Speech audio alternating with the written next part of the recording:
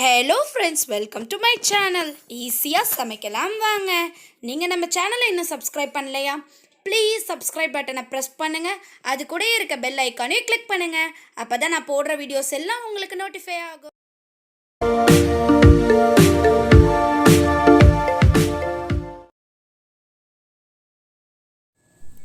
Hello friends, இன்றைக்கி நம்ம தீபாவளி ஸ்பெஷலான ஒரு காரசாரமான ஒரு ரெசிபி தான் பார்க்க போகிறோம். கடலை மாவு வச்சு அந்த ரெசிபி பண்ண போகிறோம். அது என்ன ரெசிபின்னு பார்த்தீங்கன்னா, கடலை மாவு ஓலை பக்கோடா, அப்படி இல்லைன்னா கடலை மாவு ரிப்பன் பக்கோடா கூட சொல்லலாம். ஃபஸ்ட்டு அதுக்கு தேவையான பொருட்கள் என்னென்னன்றதை பார்க்கலாம். இது ரொம்ப டேஸ்ட்டாக இருக்கும். இப்போது இந்த டம்ளரில் நான் 2 டம்ளர் கடலை மாவு எடுத்து வச்சுருக்கேன். அதில் 1 டம்ளர் அரிசி மாவு, 1.5 ஸ்பூன் வந்துட்டு நான் வரமிளகாய் தூள் எடுத்திருக்கேன். 1.5 ஸ்பூன் வரமிளகாய் தூள் எடுத்திருக்கேன். உங்களுக்கு காரத்துக்கு தக்கன நீங்கள் கூட்டவும் செஞ்சுக்கலாம், குறைக்கவும் செஞ்சுக்கலாம். அப்புறம் ஒரு 2 சிட்டிகை நான் பெருங்காயத்தூள், 1/4 டீஸ்பூன் மஞ்சத்தூள், கொஞ்சோண்டு சோம்பு பிடிக்கல அப்படின்னா நீங்கள் இந்த சோம்பு கூட போட வேண்டாம்.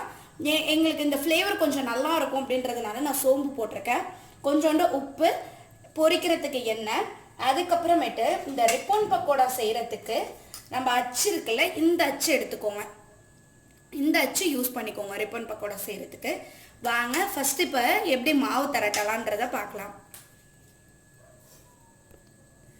இப்போது நம்ம அளந்து வச்சுருக்க கடலை மாவை இந்த பவுலில் சேர்த்துடுவோம். அதுக்கடுத்தது 1 கப் அரிசி மாவு, இதையும் இதில் ஆட் பண்ணிவிடுவோம்.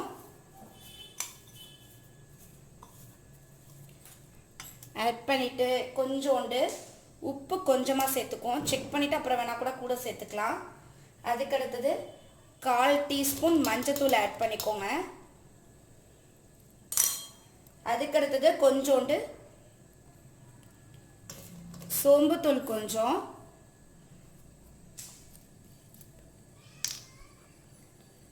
அடுத்தது நம்ம எடுத்து வச்சிருக்க பெருங்காயத்தூள், அதுக்கடுத்தது வரமிளகாய் தூள். எல்லாத்தையும் நம்ம இப்போ இதை ஒன்றா போட்டாச்சு. ஃபஸ்ட்டு இதை ஒன்று கலருவோம். ஃபஸ்ட்டு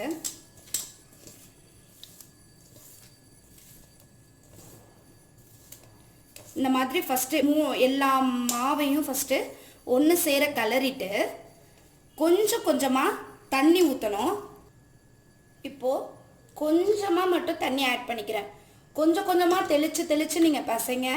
ஒரே தடவையாக தண்ணி ஊற்றிட்டா ரொம்ப தண்ணியாக போயிடும்.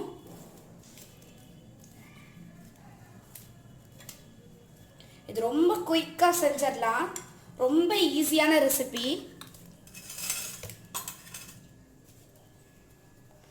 இதில் நீங்கள் வேணும் ஆசைப்பட்டால் கூட எள்ளு கூட சேர்த்துக்கலாம்.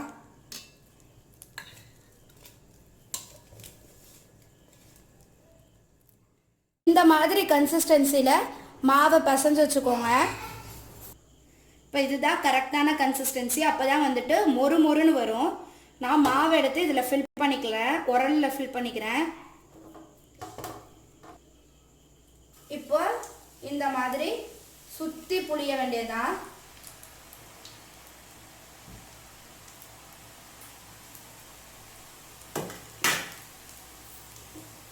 பாருங்க, புஷ்ஷுன்னு மேலே வந்துருச்சு பாருங்க.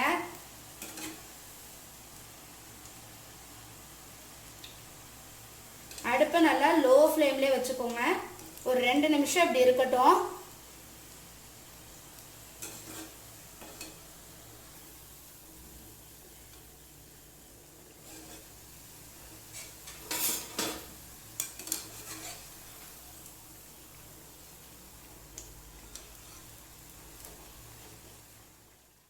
இந்த மாதிரி நல்லா கோல்டன் ப்ரௌன் ஆகணும். இப்போ பார்த்தீங்கன்னா வெந்த இடத்துலலாம் பார்த்தீங்கன்னா அந்த பபிள்ஸ் இருக்காது. வேகாத இடத்துல மட்டும்தான் அந்த பபிள்ஸ் இருக்கும். ஸோ இந்த இடம் மட்டும் கொஞ்சம் வேகட்டும். வெந்தோடனே எடுத்துடலாம். நம்ம பார்த்தீங்கன்னா நல்லா பொரிஞ்சிருச்சு 2 பக்கமும். இதை அப்படியே எடுத்துட வேண்டியதான். இதே மாதிரி நம்ம எல்லாத்தையும் போட்டு எடுக்க வேண்டியதான். இப்போது இந்த ரிப்பன் பக்கோடா ரெடி ஆகிடுச்சு. இப்போ பாருங்கள், உடச்சி காட்டுற பாருங்கள், எப்படி நல்ல மொறுன்னு இருக்குது பாருங்கள். இந்த மாதிரி தான் இருக்கணும். கண்டிப்பாக இதை ட்ரை பண்ணி பாருங்கள் உங்கள் வீட்டில். ஹாப்பி தீபாவளி.